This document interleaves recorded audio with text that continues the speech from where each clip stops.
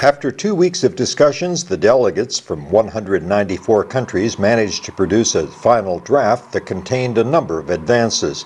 Both the United States and China, the world's biggest emitters of greenhouse gases, backed the deal. So did every other country, with the exception of Bolivia, whose ambassador said it did not go far enough. But Mexican Foreign Minister Patricia Espinosa, who served as the conference chair, declared the agreement adopted and closed the conference.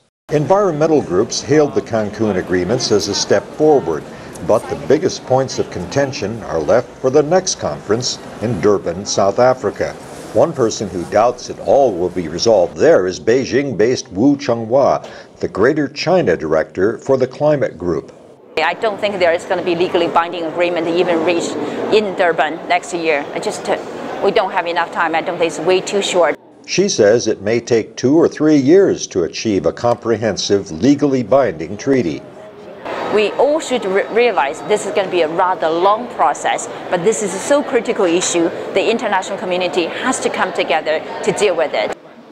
Everyone involved in this process wants to save the planet, but delegates have to convince their people back home that an agreement will produce benefits and not impede economic growth.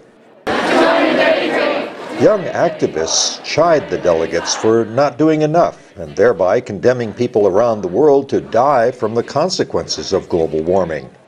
Some critics also question the expense and the emissions associated with bringing thousands of people from around the world together at a beach resort.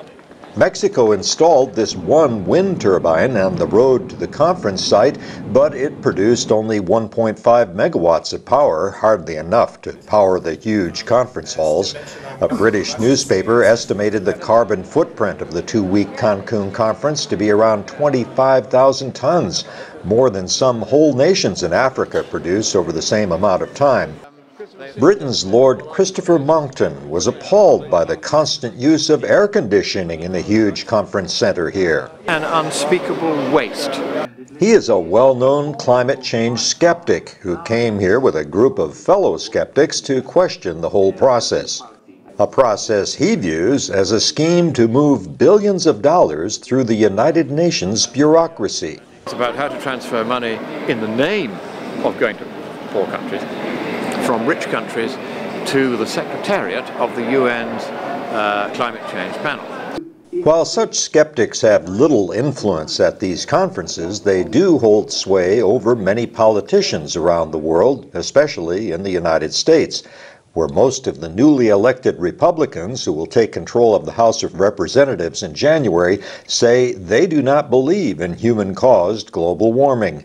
But most scientists reject the skeptics and say there's little time to lose if the world is to avoid a rapid rise in temperature followed by irreversible damage and catastrophe. That's the urgent question that faces climate negotiators and political leaders as they prepare for next year's meetings. Greg Flakus, VOA News, Cancun, Mexico. Thank